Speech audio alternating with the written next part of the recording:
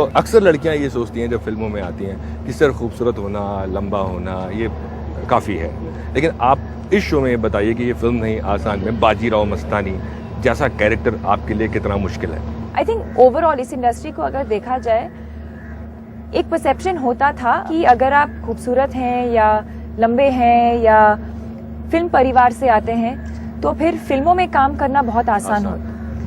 और वो आप जैसे लोगों ने ब्रेक किया है, चाहे वो रणवीर मैंने पर बहुत लोगों ने किया है, जैसे शाहरुख ने भी किया है, तो ऐसे सलमान ने किया है, बहुत लोगों ने किया है। तो सबसे इम्पोर्टेंट चीज मैं ये कहूंगी कि सबसे पहले हमें क्लैरिटी होना बहुत जरूरी है कि हम क्या चाहते हैं जिंदगी से। मैं स्पोर्ट्स फैमिली से आती हूँ और कहीं ना कहीं हमेशा एक एक्सपेक्टेशन था कि पिताजी तो बैडमिंटन प्लेयर हैं तो वो भी स्पोर्ट्स में ही कुछ करेगी, पर मेरा मन, मेरा दिल वहाँ नहीं था। और बचपन से ही आई थिंक मेरे पेरेंट्स ने इस चीज़ को नोटिस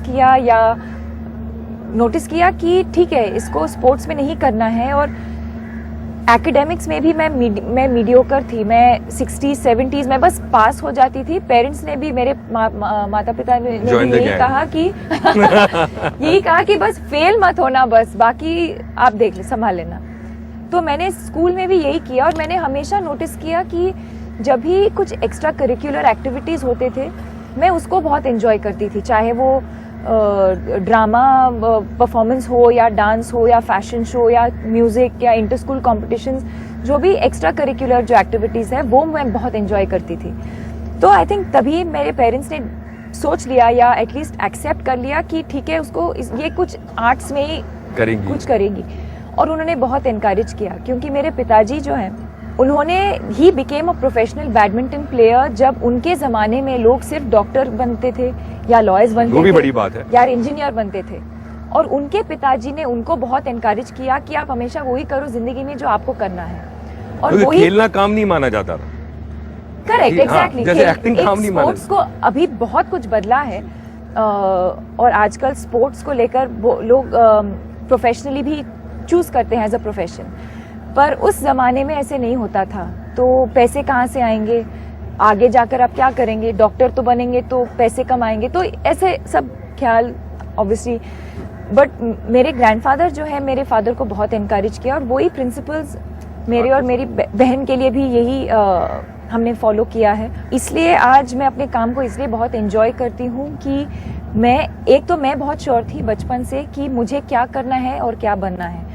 दूसरी, मैं हमेशा I was ready to learn कि ठीक है, लोगों ने शायद पहले मेरा काम इतना एंजॉय नहीं किया। ऑफ कोर्स बहुत बड़ी फिल्में मुझे शुरू से ही बड़ी फिल्में मिली आपको। जी।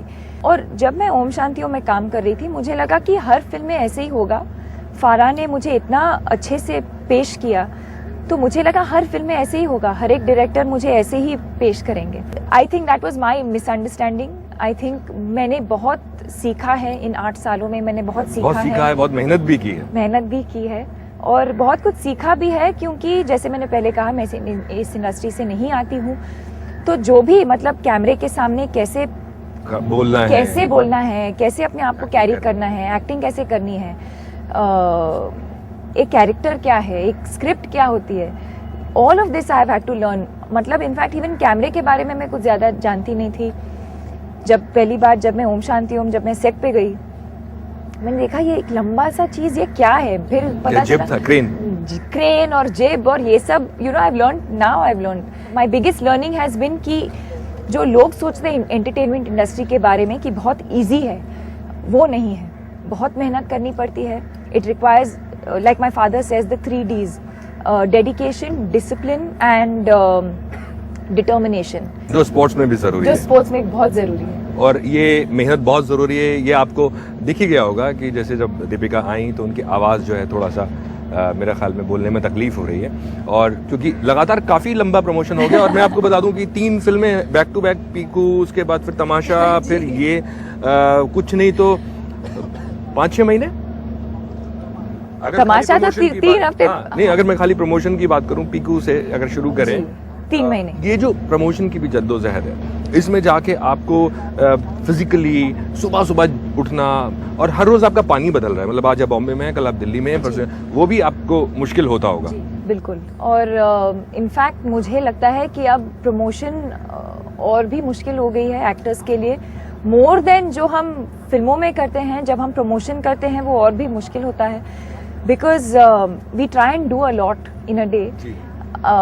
एक्टर एक दिन में 10-10 इंटरव्यूज, उससे भी ज्यादा। कभी कभी हम सुबह फ्लाइट लेते हैं, फिर लैंड होके तैयार होते हैं, उसके बाद 20-25 इंटरव्यू करते हैं। 2-2, 3-3 शहर भी घूमते हैं एक दिन में, वो भी होता है।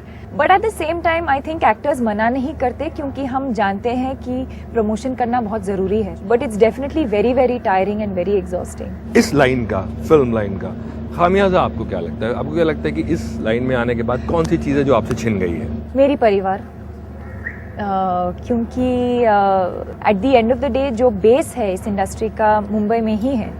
और अगर हम अच्छे अच्छे डायरेक्टर्स के साथ, अच्छे अच्छे को स्टार्स के साथ, इतने सारे, मतलब देयर सो मच टैलेंट यहाँ मुंबई में, and the hub is here, the centre is here. तो I have had to shift.